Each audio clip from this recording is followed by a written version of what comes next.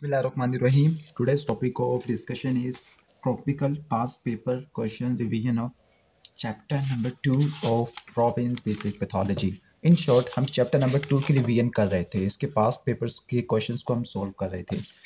इससे previous video में हमने जो चैप्टर नंबर 2 था जिसको बोलते हैं सेल इंजरी अडाप्टेशन, ठीक हो गया। तो इस चैप्टर का इसमें से हमने अडाप्टेशन वाला टॉपिक कवर कर लिया था, ठीक हो गया। अडाप्टेशन वाला हमने कवर कर लिया था। आज हम सेल इंजरी वाले टॉपिक में से जो ट्रॉपिकल पास्ट पेपर्स हैं इनके क्वेश्चंस क्या क्या आए हुए हैं उनके आंसर ढूंढेंगे और इनकी एक्सप्लेनेशन भी प्रोवाइड करेंगे।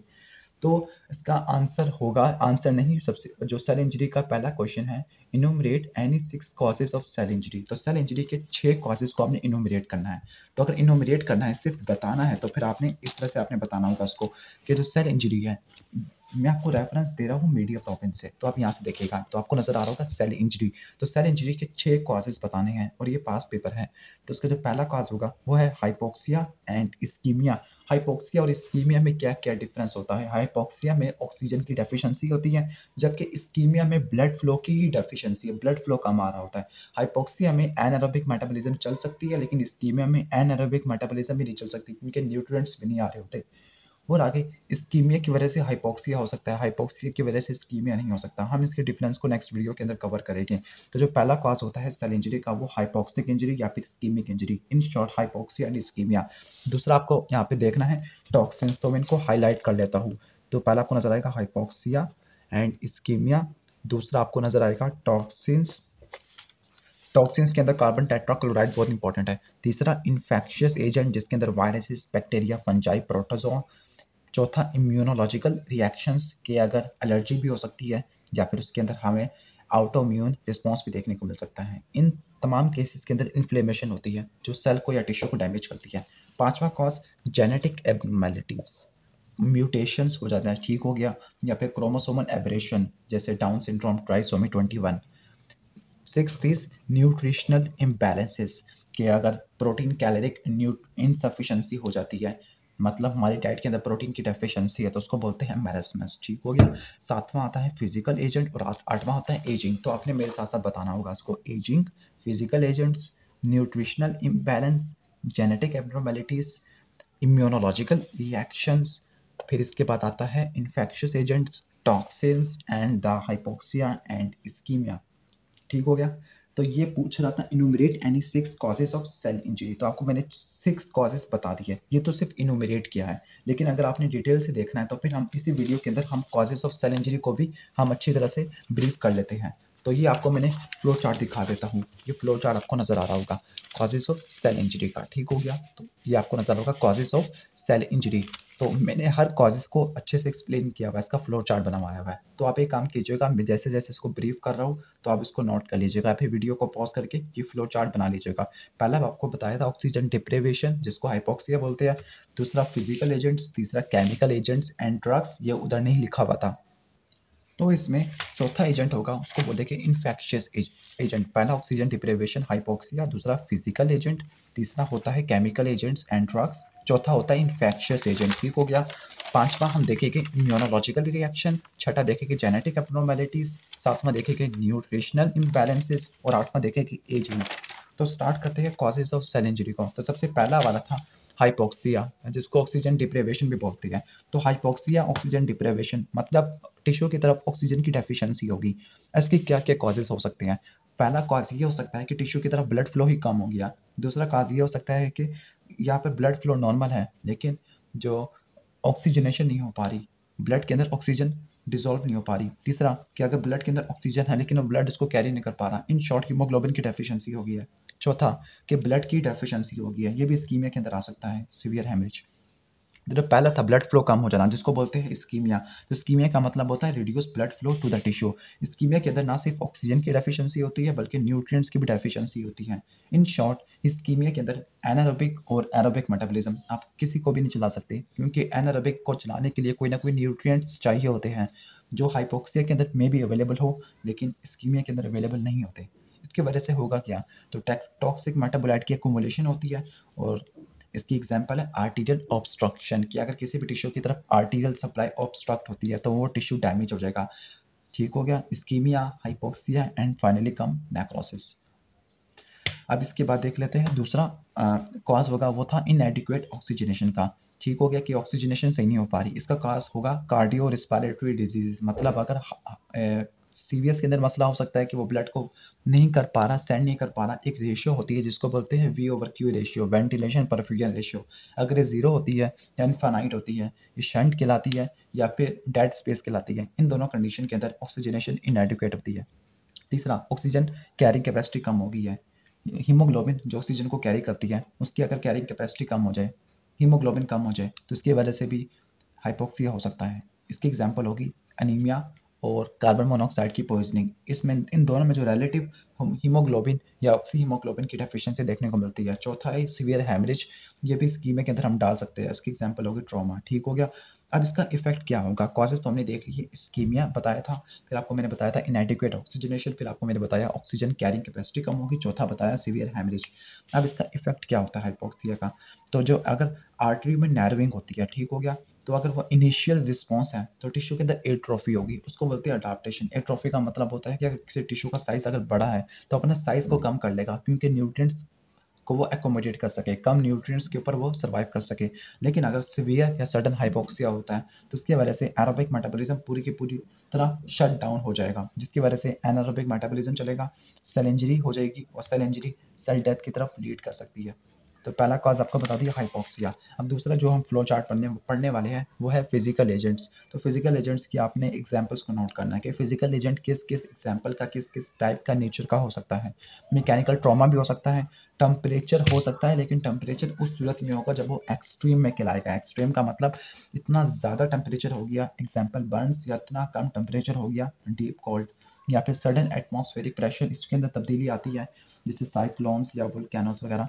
इसके बाद radiations, example X rays, cosmic rays, gamma rays, electric shock के अगर जोर का झटका लगता है 440 वोल्ट का या से ज़्यादा का, तो वो डैमेज कर सकता है सेल को, टिश्यू को। तो इन सारे फैक्टर को मिला के हम कहते हैं फिजिकल एजेंट्स।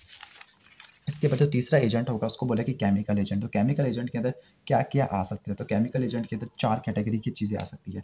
पहला कि कुछ ऐसे केमिकल्स होते हैं या कुछ ऐसे कंपाउंड्स होते हैं जो हमारी बॉडी नॉर्मली यूज़ करती है, वो इनोक्यूअस होते हैं। इनोक्यूअस का मतलब नॉर्मली हमारी बॉडी को डैमेज नहीं करते हैं, लेकिन अगर एक्सेस होते हैं या फिर कुछ ज़्यादा खराब कंडीशन के अंदर जमा होना शुरू हो जाती है, एक्यूमुलेट होती है, तब वो डैमेज करती है।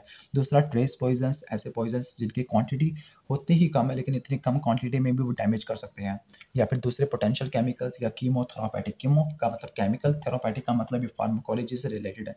ऐसी ड्रग्स जो हम यूज़ करते हैं, ठीक हो गया केमिकली, तो उनको बोलते हैं कीमोथेरापेटिक। अब इनोक्यूअस केमिकल के अंदर क्या क्या एग्जांपल आ सकती है? इसके अंदर एग्जांपल आ सकती है ऑक्सीजन की, दूसरी तरफ आ सकती है ग्लूकोज और हाइपरटोनिक साल्ट्स। हमने पहले पढ़ा था कि अगर ग्लूकोज ज़्यादा होता है डायबिटीज़ मेलाइटिस के अंदर, या हाइपरटोनिक साल्ट्स होते हैं, वो इलेक्ट्रोलाइट के बैलेंस को अल्टर कर देते हैं। मतलब अगर ग्लूकोज अगर सेल के अंदर ज़्यादा चला जाएगा तो वो वाटर को भी खींच लाएगा, जिसकी वजह से सेल की स्वेलिंग होने के चांसेस या सेल के डैमेज होने के चांसेस काफ़ी ज़्यादा हो सकते हैं। दूसरी तरफ अगर ऑक्सीजन ज़्यादा होती है, तो ऑक्सीजन अगर ज़्यादा होती है तो ऑक्सीजन सुपर ऑक्साइड रेडिकल्स की फॉर्मेशन करवा देती है। इसको बोलते हैं ऑक्सीडेटिव स्ट्रेस या ऑक्सीडेटिव डैमेज। इसकी वजह से आरओएस बनते हैं, आरओएस सेल को डैमेज कर देते हैं। इसके प्रोटीन की, लिपिड को और न्यूक्लिक एसिड को डैमेज कर देती हैं। ट्रेस पॉइजन्स के अंदर आर्सेनिक आता है, साइनाइड आता है और मर्करी आता है। इसको हमने पढ़ना है टॉक्सिकोलॉजी के अंदर। इसके बाद दूसरे पोटेंशियल केमिकल्स जैसे इन्वायरमेंटल, इंसेक्टिसाइड्स, हर्बिसाइड्स, इंडस्ट्रियल और ऑक्यूपेशनल, या दूसरे hazardous chemicals, carbon monoxide, asbestos, और कुछ ऐसी ड्रग्स जो नॉर्मली यूज़ करते हैं, रिक्रिएशनल ड्रग्स जैसे अल्कोहल। जबकि कीमोथेरापेटिक्स, तो कीमोथेरापेटिक्स ये कब हमें डैमेज कर सकती हैं? ड्रग्स तो नॉर्मली लेते हैं किसी डिजीज़ को ट्रीट करने के लिए, लेकिन अगर वो ज़्यादा ले लें, ठीक हो गया, या फिर जिस ड्रग के खिलाफ एलर्जी थी वो ले ली, ससेप्टिबिलिटी हो गया, या ज़्यादा यूज़ कर लिया, या फिर गलत यूज़ कर लिया दवाई का, तो इससे भी सेल की इंजरी हो सकती है। तो केमिकल एजेंट हमने पढ़ लिया। इसके बाद जो चौथा एजेंट आता है वो इन्फेक्शियस एजेंट। इन्फेक्शियस एजेंट के अंदर क्या क्या आ सकते हैं? वो कौन कौन से माइक्रोब्स है जो डिजीज़ फैलाते हैं, सेल को डैमेज करते हैं? तो वायरसेस, बैक्टीरिया, बैक्टीरिया में भी एग्जाम्पल है किट्सिया, क्लैमिडिया, दोनों ऑब्लिगेट इंट्रासेलुलर पैथोजन है, फंजाई और पैरासाइट्स। तो ये 4 वेक्टर्स हो जाते हैं। अब इसके बाद पांचवा होगा इम्यूनोलॉजिकल रिएक्शंस के। इम्यूनोलॉजिकल रिएक्शंस, अगर इम्यून सिस्टम एबनॉर्मल रिस्पॉन्स देता है, अगर वो हमारे बॉडी के सेल्फ एंटीजेंस के खिलाफ दे या फिर एक्सटर्नल एजेंट्स के खिलाफ भी दे सकता है। तो अगर एबनॉर्मल इम्यून रिएक्शन होता है एंडोजीनस सेल्फ एंटीजन का, तो इसकी एग्जांपल होती है ऑटोइम्यून डिजीजेस, ठीक हो गया, या फिर वो एक्सटर्नल एजेंट्स के खिलाफ रिस्पॉन्स देता है एबनॉर्मल, तो वो उसमें एलर्जी आ सकती है, या फिर अगर वो क्रोनिक और एक्सेसिव होता है तो वो ऑटोइम्यून भी काज करवा सकता है। इन तीनों केस के अंदर होता क्या है, इम्यून सिस्टम इन्फ्लेमेशन वाले प्रोसेस को एक्टिवेट कर देता है, और अगर इन्फ्लेमेशन ज़्यादा होगी या फिर इनएप्रोप्रिएट होगी तो वो सेल को टिश्यू को डैमेज कर सकती है। छठा होगा जेनेटिक एब्नॉर्मेलिटी। जेनेटिक एब्नॉर्मेलिटी छोटे से साइज से बड़े से साइज तक रेंज कर सकती है, मतलब बड़े से बड़ा ये हो सकता है कि एक क्रोमोसोम ज़्यादा हो गया, ट्राइसोमी 21, या छोटे से छोटा ये है कि एक सिंगल बेस पेयर की सब्सटीट्यूशन हो गया। मिसाल के तौर पे हमने पढ़ा था कि ग्लूटामिक एसिड वेलिन का इंटरकन्वर्जन हो जाना, ठीक हो गया, तो ये होगा सिकल सेल एनीमिया के अंदर हीमोग्लोबिन एस, जबकि वहाँ पे हमने पढ़ा था डाउन सिंड्रोम, ठीक हो गया। तो ये सेल को किस तरह से डैमेज कर सकती है जेनेटिक एब्नॉर्मेलिटी, ये कर सकती है कि जेनेटिक एब्नॉर्मेलिटी की वजह से किसी भी प्रोटीन का फंक्शन खत्म हो गया, जैसे एंजाइम डिफेक्ट होता है, इनबॉर्न एरर ऑफ मेटाबॉलिज्म, या फिर ये हो सकता है कि डैमेज प्रोटीन या जो मिसफोल्डेड प्रोटीन उनको डैमेज करने वाला या डैमेज डीएनए उनको रिपेयर करने वाली प्रोटीन नहीं हो पाई, तो इसकी वजह से रिपेयर सिस्टम खराब हो जाएगा। जब रिपेयर सिस्टम खराब हो जाएगा तब सेल डेथ हो जाएगी। इसके बाद पॉलीमॉर्फिज्म भी हो सकती है। पॉलीमॉर्फिज्म का मतलब होता है कि किसी एक बंदे के अंदर स्पेसिफिक जीन एक्सप्रेस होते हैं और वो किसी एक ड्रग को इनएक्टिवेट नहीं कर पाते, या किसी खतरनाक ड्रग को जो इनएक्टिव फॉर्म में है उसको एक्टिव करा देते हैं। तो पॉलीमॉर्फिज्म का मतलब होता है जेनेटिक वेरिएशन अमंग इंडिविजुअल। इसकी वजह से किसी भी इंडिविजुअल को एक ड्रग के खिलाफ या किसी एक एजेंट के खिलाफ ज़्यादा चांसेस होते हैं सेल इंजरी के। अब हम देख लेते हैं सेवन्थ है न्यूट्रिशनल इम्बैलेंस। न्यूट्रिशनल इम्बैलेंस के या तो हम ज़्यादा न्यूट्रिशन ले लें या फिर कम ले, या फिर डाइट की नेचर डिपेंड करें। अंडर न्यूट्रिशन के अंदर एग्जांपल क्या क्या आ सकती है कि अगर सेल्फ इम्पोज खुद ब खुद अगर हम जानबूझ के न्यूट्रिशन से इतना नहीं लेते, हालांकि न्यूट्रिएंट्स हमारे पास है तो उसको बोलते हैं एनोरेक्सिया नर्वोसा। ये भी हो सकता है कि इसकी फूड की शॉर्टेज हो गई है, या फिर पुअर डाइट लेते हैं, ऐसी डाइट जिसमें न्यूट्रिएंट सही मिकदार में नहीं है। ओवर न्यूट्रिशन में ओबेसिटी आ जाती है, और ओबेसिटी की वजह से टाइप 2 डायबिटीज़, मेलाइटिस और कैंसर होने के चांसेस काफ़ी ज़्यादा हो जाते हैं। डाइट की नेचर ये भी सेल इंजरी को चेंज या अफेक्ट कर सकती है। किस तरह से, अगर हम ऐसी डाइट लेते हैं जिसके अंदर कोलेस्ट्रॉल या सैचुरेटेड फैटी एसिड ज़्यादा होते हैं तो वो एथेरोस्क्लेरोसिस काज करवा देती है। तो सातवां न्यूट्रिशनल इम्बैलेंस भी सेल इंजरी काज करवा सकता है। अब लास्ट है एजिंग। एजिंग की वजह से होता क्या है, एजिंग की वजह से नॉर्मली सेल के अंदर एक एंजाइम होता है टीलोमेरेज, लेकिन टीलोमेरेज वक्त के साथ साथ खत्म होता रहता है। टीलोमेरेज का मेन फंक्शन होता है टीलोमेर को रीजनरेट करना।